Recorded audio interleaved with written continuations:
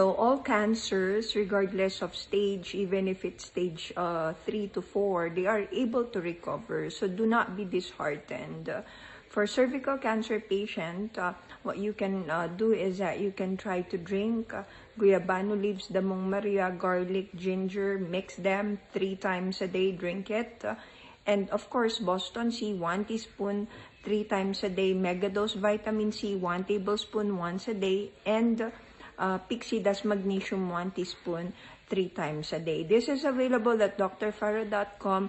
And do not forget to change your diet because it's very important. If you're a cancer patient and you're still eating the foods that are rich in sugar, your cancer also will grow. Again, as I told you, cancer have a lot of receptors. They have 96 receptors in their cells. So if there's a lot of sugar in the body, the cancer cells will just eat them. The normal cells only has 4 receptors for sugar. So they typically don't prefer sugar as food, not as much as your cancer cells. So I hope that this short video was able to help you. Bye. Okay, so we're gonna be talking about food protocol while we are waiting with to be contacted with Food Babe. Okay, so our food protocol, it's very simple. Okay, huwag niyo pa akong awayin, don't be upset with me. So this protocol I have used for 16 years and I have so many success with using this food protocol.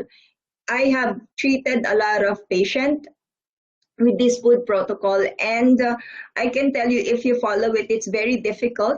If you follow it, it's gonna be beneficial to all of you. Okay, first thing foremost is that no sugary food. Okay, so kahit po prutas yan, even if it's fruits, even if it's a processed food or whatsoever, you are not allowed to touch it. Don't touch it, don't look at it, don't you ever smell it, okay? Because the cancer cells, they have 96 receptors for sugar, while the normal cells has 4 receptors for sugar. So imagine if you are a cancer patient and you are eating foods that are very, very sweet, your cancer cells are just eating, so they are growing. That's why it's very important not to eat foods that are rich in sugar. So when you talk about sugar, marami yan. You have your glucose, fructose, sucrose, diba? Galactose. Mamaya I will discuss all of them. Okay, so if you're gonna eat any fruits, preferably the ones that is not rich in sugar. Okay, so wag po kayong kakain ng wag po kayong kakain ng matatamis. Okay, so that's it. Next is that you have to avoid packaged or processed food, okay? Especially tocino, diba? Dahil mga Pilipino, mahilig tayo sa tocino, sausage, okay? I remember when I was young, I would go to turo-turo, diba? May mga turo-turo tayo dyan, and then we would just eat, you know, the hot dogs there on stick. Actually, cancer on stick. Okay, they're very, very bad for us. They're rich in nitrates, and nitrates has been implicated in a lot of cancers, particularly stomach cancer. Okay, so do not eat packaged and processed food. They're not good for you. Okay, how about rice? Okay, this is the one that's very, very controversial because we are Filipinos, diba? We love rice. Okay, so if someone tells us, do not eat rice, you know, we are emotional with it. And I remember there was this politician who told us do not eat rice, and everyone was ganging up on her. Actually, what she is saying is actually simple, because rice, anything that is white bread, white pasta, okay, these are simple carbohydrates. And if you eat simple carbohydrates, they will be converted to sugar immediately, okay? Hindi sila katulad ng complex carbohydrates. So do not believe the hype, okay? If you're gonna tell me like, si Dr. Farrah, she would always ban all of these carbohydrates. That's not true. That's not true. I only ban simple carbohydrates for my patient, okay? And for all of my followers, okay? Back then, when I was in Phil, okay? Ito po ay nung nandun po ako sa Pilipinas. So, because here in the US, I'm not a licensed medical doctor here in the US yet. Okay, so you are not allowed to eat simple carbohydrates. Okay, but complex carbohydrates, they're good for you. Okay, so what are complex carbohydrates? Vegetables, yeah, fruits, yan. So again, fruits, wag matamis. Okay, so sana po nagkakaintindihan tayo dyan. How about milk? Diba? Meron tayo yung milk ng kalabaw, milk ng goat, ano? Especially in Phil, you know, when you're in Phil, everyone loves milk, you know, especially the milk that you get from the Carabao because they're so tasty, they're fatty, you know. Okay, this is my concern with milk. Okay, wag po kayo magagalit sa akin. This is my concern. Some of the milk in the market, they have a growth hormones. So the growth hormones, these are hormones that you take in. So pag tinake in mo siya, then it can cause growth also of cancer cells. So hindi po siya maganda. Okay? How about yung organic?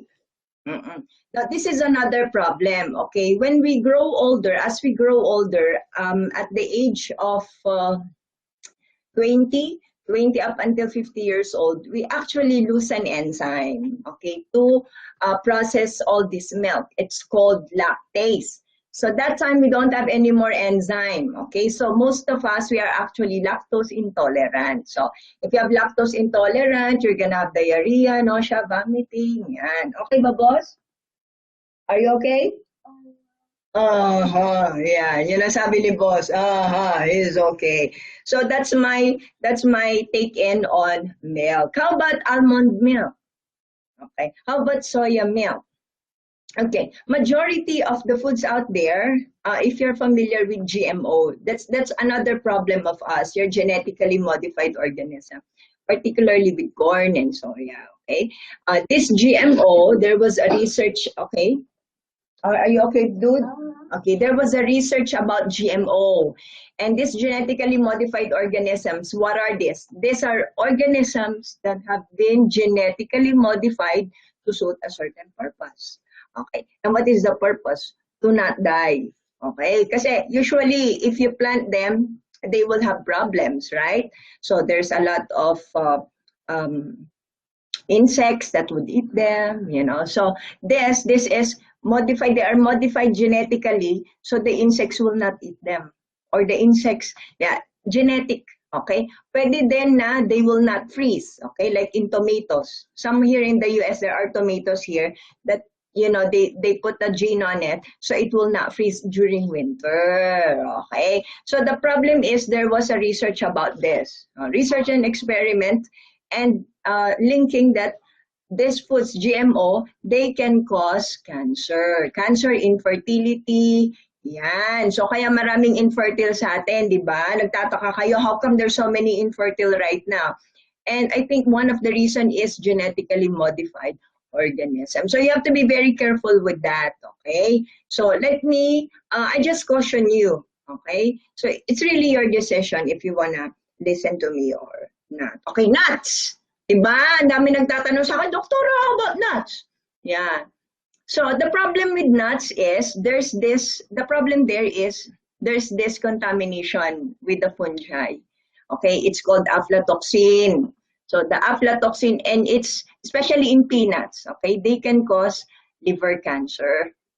One of the most dangerous cancer in the world, liver cancer. You can get it from contamination, eating peanuts or nuts that are contaminated with fungi or aflatoxin, okay? And some of us, we are allergic.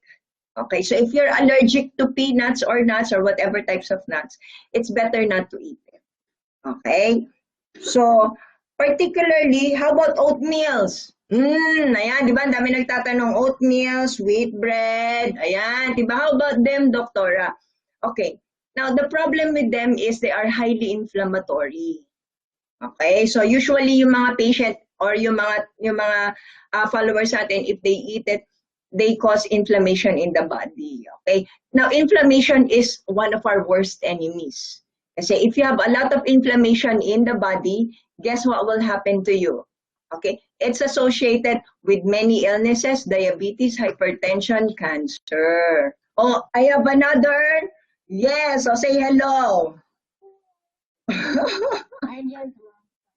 Oh, she just woke up. Yeah. What are you gonna say? What are you gonna say to the followers? Yan. It's so early in the morning. Oh, Gabby, Henry, how was your sleep?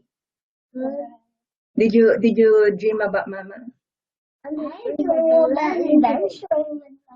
Oh, that's awesome. Okay. So we're gonna go to yogurt and kefir. O, tiba, may nagtatanong yogurt and kefir. Okay, tiba, Doktora Dairy yun? Tiba? Okay. I have read in one of the literatures last time, and it says that actually they're not only good for cancer, and the lactose there, it's converted already to lactic acid. So, okay yan, let's go. So you can eat yogurt, you can eat kefir or fermented foods. They're good for us because they supply our body with bacteria, with friendly bacteria. We are actually made up of bacteria. More on bacteria. Our body is more on bacteria. Yeah, rather than cells. Okay. Diba yung mouth natin, you heard it several times that our mouth is very, very dirty. Diba sabi nila, it's very dirty. Actually, it's not really very dirty. It means there's a lot of bacteria in the mouth. And it's there for a reason. Okay? Probably next time I will discuss it to you. Bakit maraming bacteria yung ating mouth? How come our mouth is full of bacteria? There's very many reasons why it has to have a lot of bacteria. Friendly bacteria, of course. Pati yung ating gut, it has to have a lot of friendly bacteria. And they're there. He created us with a lot of bacteria to help us. There's so many good reasons. Like, I will tell you right now. If you're going to eat green leafy vegetables, they are made up of nitrates, nitrogen. Now, it has to be converted to nitric oxide. And this nitric oxide, it's actually anti-cancer. It's not only anti-cancer, it causes vasodilatation for your heart. And you cannot take in nitrates, okay? The only reason why you can take nitrates is if your bacteria converts it to nitrite. And from nitrite, when you eat it, in your stomach, it is converted to nitric oxide. And nitric oxide is anti-cancer. Okay? So those of you who are listening, hi, Antara. For those of you who are listening, you might want to research on nitric oxide. Okay, that's the one that I'm researching right now. It's actually very interesting. One of the best articles that I have read in my life, nitric oxide. Okay? So probably that's one of the frontier. Kung sakasakali, it's gonna be a frontier in cancer treatment. Hopefully. So how about fishes? Okay. So fishes is, yes. They do not know how to speak Tagalog. Do you know how to speak Tagalog, Henry? Gabi? Can you say maganda? Henry, can you say maganda? Oh. They know. Okay. So when you talk about fishes, okay, there's no farm fish. Okay. So ano ba yung farm fish? Tilapia. Okay. Tilapia. Bangus. Majority right now, they are bangus, right? Diba? Bangus. What else? So marami yan. So if they are salmon, diba? So they will tell you, these are good for you. You know, salmon is good for you. Yes, it is good for us. Unfortunately, it's not good for us anymore because of what we did to them, what we feed them. So it has become one of the worst food that we as a people would eat, farmed fishes. Okay, so they are attributed with cancer as well and with a lot of degenerative diseases. So how about butter? Diba? If you wanna do cooking, diba? Especially as Filipinos, you know, as Filipinos, we love to fry. Diba? We love to fry. All of our food, it's all fried. So what is the best for us? Okay? Frying, okay, frying is not good. because it can lead to oxidation. So if you eat oxidized food, no. If you eat oxidized food, it goes into your system and it can cause heart attack. Okay? So that's why it's very bad for us to eat foods that are fried. But we can eat. We can eat siguro mga once in a while lang. And if you choose to fry, especially me, I love to fry, you use butter. Butter and virgin coconut oil. Okay? Because they are saturated fat. So they are very stable. Very stable sila. So stable on heating. Okay? So pagkahinit mo sila, hindi sila masyadong na-oxidize. Unlike your unsaturated fatty acids, who are these? What are these? These are corn oil, diba?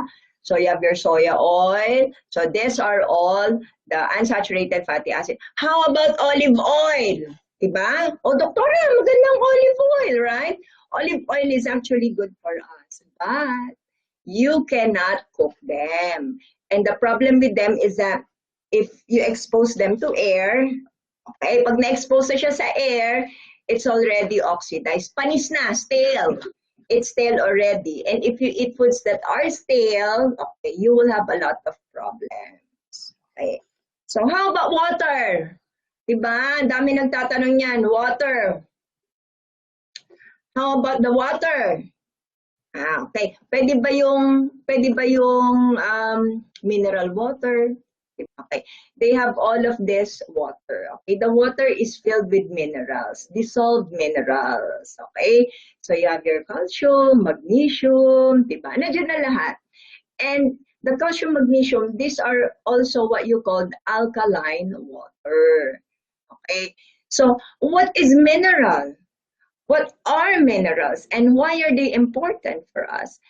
Our body has enzymatic processes, okay? Ano yung enzymatic processes na yan? So for example, if you die or if we eat some food or, you know, these biologic processes in our body, it has to be degraded fast. And it has to be degraded by enzymes. So enzymes, okay? Now the enzymes will only function in the presence of a cofactor, which can be a vitamin, and a coenzyme as well, and minerals. So kapag wala kang minerals, the enzymatic function will not proceed. Okay? That's why it's very important. And Dr. Farrah believes on minerals. I believe on minerals. I believe on vitamins. I used to not believe in minerals. I used to not believe in vitamins. I thought that the food that we are eating is enough. I thought that whatever we are eating, it will provide us with vitamins and minerals. I was wrong. I was wrong. That was the most deadliest thinking I ever had when I was younger.